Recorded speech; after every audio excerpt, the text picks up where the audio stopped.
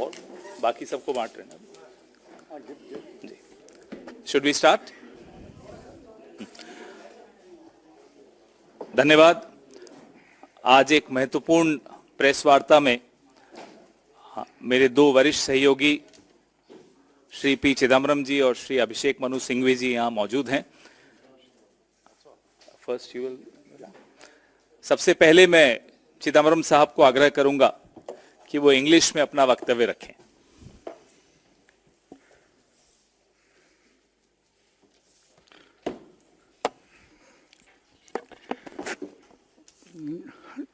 Good evening to all of you. There's a very brief opening statement, and I shall confine to reading that statement. Copies will be distributed to you in a short while.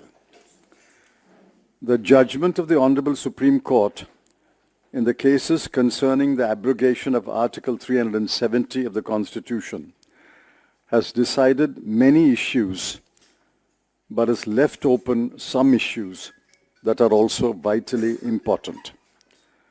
It has also held as ultra vires the manner in which Article 367 was invoked to amend a part of Article 370. Hence, the judgment needs careful study. It is a 476-page judgment, which was uploaded about half an hour ago. So we need to study the judgment very carefully. Prima facie, we respectfully disagree with the judgment on the manner in which Article 370 was abrogated. We reiterate the CWC resolution of 6th August 2019 that Article 370 deserved to be honored until it was amended strictly in accordance with the Constitution of India. We are also disappointed that the Honorable Supreme Court did not decide the question of dismembering the state and reducing its status to 2 union territories. That question has been reserved for adjudication in a suitable case in the future. The Indian National Congress has always demanded the restoration of full statehood for what has become the Union Territory of J&K. We welcome the Supreme Court's verdict in this regard. Full statehood must be restored immediately. The aspirations of the people of Ladakh must also be fulfilled. We welcome the Honorable Supreme Court's direction to hold assembly elections. However, we believe that the elections should be held immediately, and there is no reason to wait until 30 September 2024. When elections are held, the people of Jammu and Kashmir will have an opportunity to express their views on the crucial questions that were debated in the Honorable Supreme Court, an opportunity that has been denied to them so far. Since accession, Jammu and Kashmir was and is an integral part of India. The people of Jammu and Kashmir are Indian citizens. We reiterate our resolve to work for the security, peace, development, and progress of Jammu and Kashmir. My friend Dr. Singhvi will speak in Hindi. धन्यवाद दोस्तों, मेरे मित्र ने आपको संक्षिप्त में अपना वक्तव्य रखा है. Can you hear me now? दोस्तों, मेरे मित्र ने अपना पक्ष एक वक्तव्य में रखा है. मैं 370 की बात नहीं कर रहा हूं, बट मैं सीधा एक मुद्दा उठा रहा हूं कि कैसे खत्म किया है लोकतंत्र और कैसा बना दिया है हाल. कब करेगी भाजपा जम्मू कश्मीर में लोकतंत्र का बहाल, ये सीधा एक मुद्दा है। कब तक आप रिमोट कंट्रोल सरकार चलाना चाहते हैं?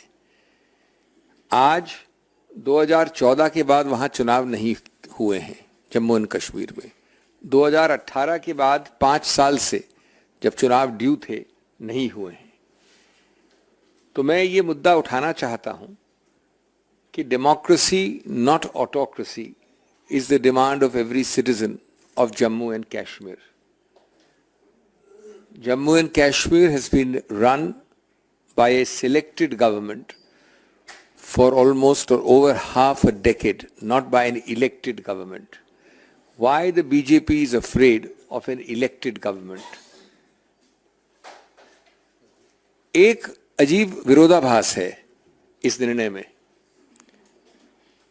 निर्णय उच्चतम न्यायालय का है, हम सब नतमस्तक हैं इसके नीचे, लेकिन हमारा हक है नागरिक के हैसियत से आपके समक्ष स्टेटहुड के मुद्दे पे एक विरोधाभास बताना।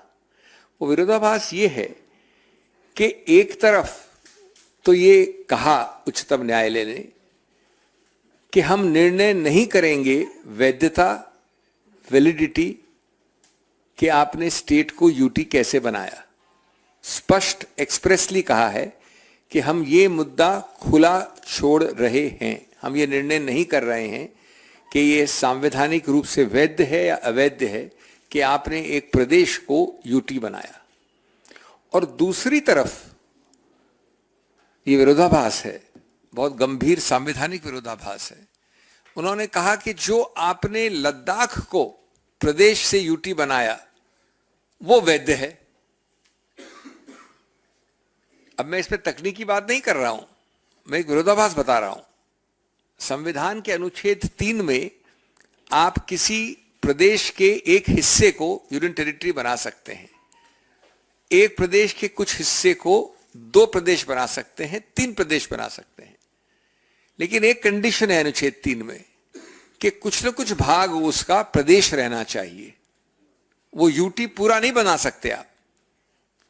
अब इस निर्णय में जो विरोधाभास है वो ये है कि आपने पूरे इलाके को यूटी बना दिया, 2 अलग अलग यूटीज, और एक यूटी के बारे में आपने कहा कि हम ये निर्णय अभी नहीं कर रहे हैं क्योंकि हमको आश्वासन मिला है कि निकट भविष्य में ये प्रदेश बन जाएगा वापस जम्मू और कश्मीर, और दूसरे के बारे में कहा कि हम होल्ड कर रहे हैं कि ये वैध है। तो जब तक एक हिस्सा इस बड़े इलाके का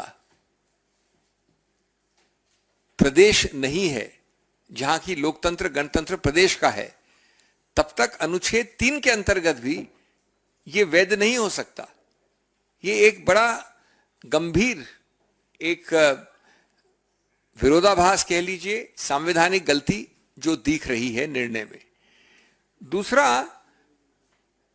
एक तरफ तो सरकार के आश्वासन को माना गया है और दूसरी तरफ उस आश्वासन के आधार पर सितंबर अगले वर्ष की तिथि दी गई है जिससे पहले चुनाव करने हैं। लेकिन उन चुनाव के पहले यह डिसाइड नहीं किया कि आज तो वहां प्रदेश है ही नहीं। जो सितंबर वाले चुनाव की हम बात कर रहे हैं वो प्रादेशिक चुनाव है, यूटी चुनाव की बात नहीं हो सकती। तो एक ऐसी तिथि दी गई है आश्वासन के आधार पे कि चुनाव होंगे स्टेट की तौर पे, प्रदेश की तौर पे। लेकिन आज इस निर्णय किया है कि हम निर्णय नहीं करेंगे। ये दूसरा विरोधाभास है। हम ये पूछते हैं सीधा कि आप इसको कब तक, इतने समय तक, आप तो उच्चतम न्यायालय की हियरिंग के दौरान भी इसको घोषित कर सकते थे, प्रदेश बना सकते थे, कब तक रिमोट कंट्रोल सरकार चलाना चाहते हैं? क्यों रिमोट कंट्रोल सरकार चलाना चाहते हैं? किस बात से आप डरते हैं?